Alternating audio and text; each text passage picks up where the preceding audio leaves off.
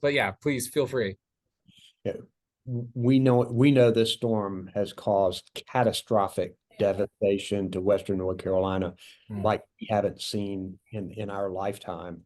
We are working to prioritize saving lives. We want to make sure that we get people out and get supplies in. Right now, we know communications is a real problem. People don't have cell phone service.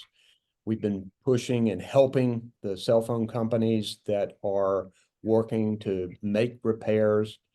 Many of them have brought in some of their deployable portable devices to help get people back on and back in communication because it's very difficult when you can't communicate.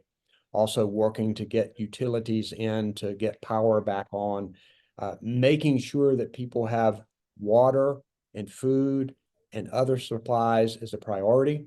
We're doing that by air. Our National Guard is working hard to provide help there. We're also working to find routes in and to make sure that we are getting as many trucks in as possible, bringing these supplies. We ask people to stay off the road if at all possible, because number one, is still not safe. And number two, when you're on the road, it's harder for law enforcement, first responders, people who are bringing in the supplies to get it there.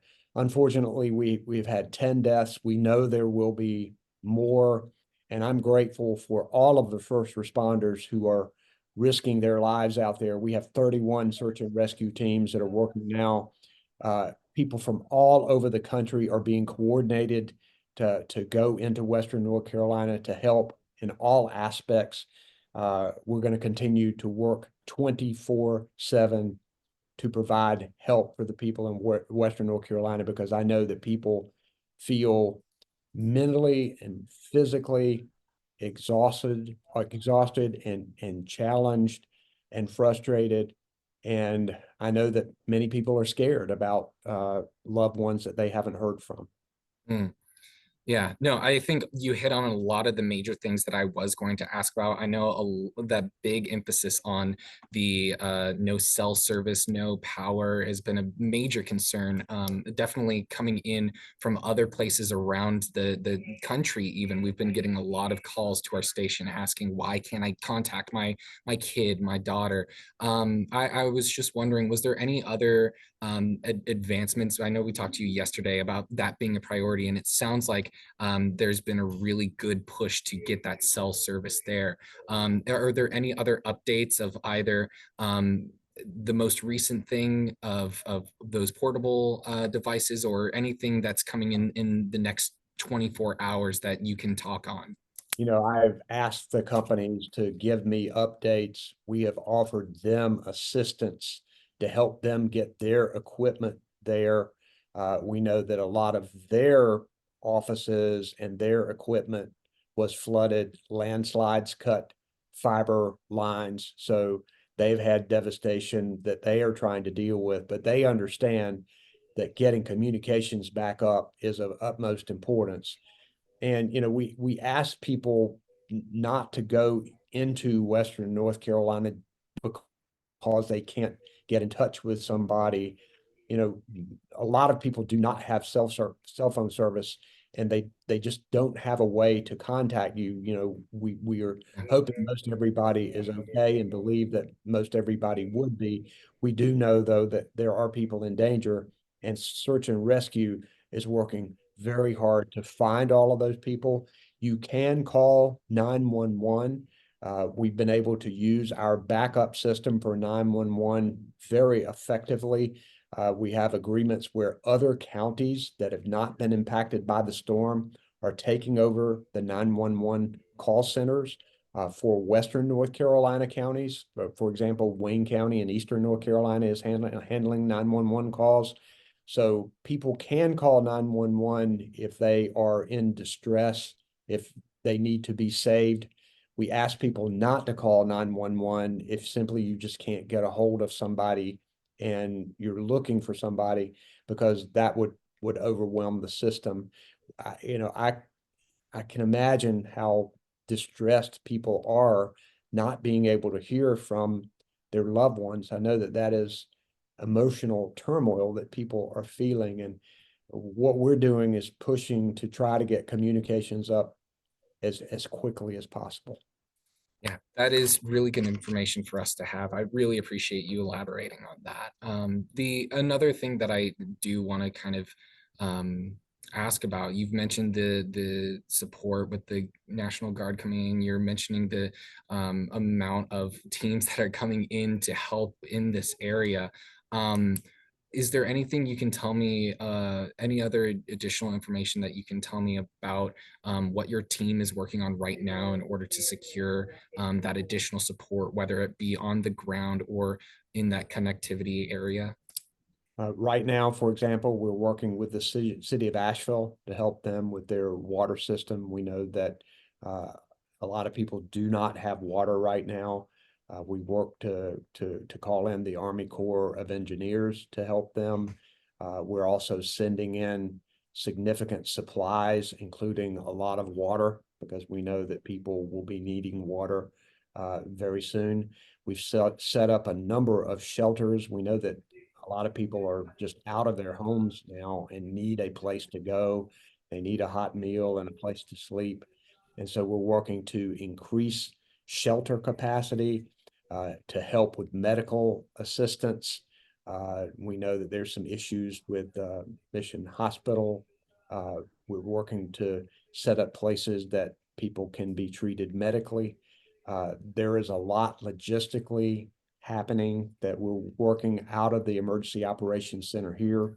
We're working closely with the county emergency operations centers. They've all declared states of emergency. They have their people working, and we're working to make sure that we are coordinated in our efforts to meet the needs of the people right now, because I know they need it desperately. Yeah.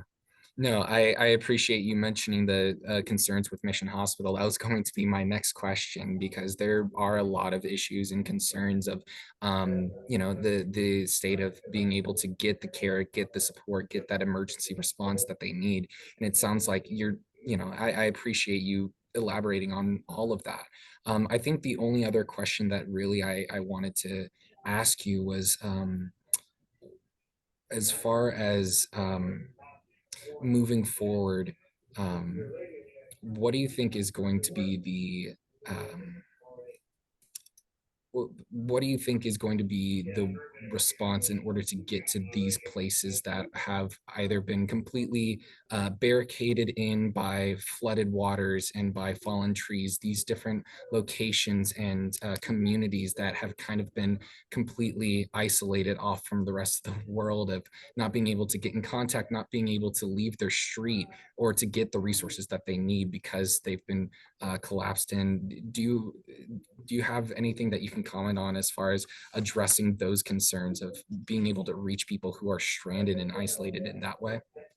Well, first, the danger is still real. We have rivers that are continuing to rise, and there may be some more showers, so there can be additional flooding. So we know that there are people that we need to rescue and to get them out of harm's way. There will be significant effort to work to try and repair roads. Some of them are going to have to be completely rebuilt in the mountains because the devastation has been so significant. Some of the roads have just been simply washed away. So trying to establish routes out of areas that are locked in now by floodwaters and by closed roads, that will be a priority to try and to make sure that we can establish ingress and egress to these communities. At first we would want to make sure that we are getting supplies in and being able to evacuate people who need medical attention and those kinds of things. But there will be significant effort from the Department of Transportation, particularly when the waters recede and we see what the damages are. And I will say this again: do not drive into flooded waters. I mean, there may not be a road under where you are driving. So that's how we lose a lot of people in North Carolina during disasters, is that they will actually drive around a barricade or drive into flooded waters. And we ask people not to do that. But at some point, soon these waters will recede, we'll be able to assess where the damages are and really be able to stream in the help to them. Just know that a lot of people in North Carolina care about you in Western North Carolina. They care about the distress that you're in. There's a lot of work going on here at the Emergency Operations Center at the federal level, in your local communities by brave first responders and emergency personnel who many are putting their lives on the line to make sure that they're helping. We've got people working at operations centers whose homes have been completely destroyed and they're at work uh, helping. You know, I thank God for people like them right now. We're going to do everything that we can to provide the help that people in Western North Carolina need. Yeah, no, thank you for sharing all of that. I think that covers most everything that I was hoping to kind of address here. Was there any other thoughts that you wanted to share or anything else that you feel like is important to bring up in this conversation specifically to Western North Carolina? I think that'll do it. We'll continue to work hard to meet these challenges. That's for sure. Awesome. Well, Governor Cooper, thank you so much. It's been a pleasure. I really appreciate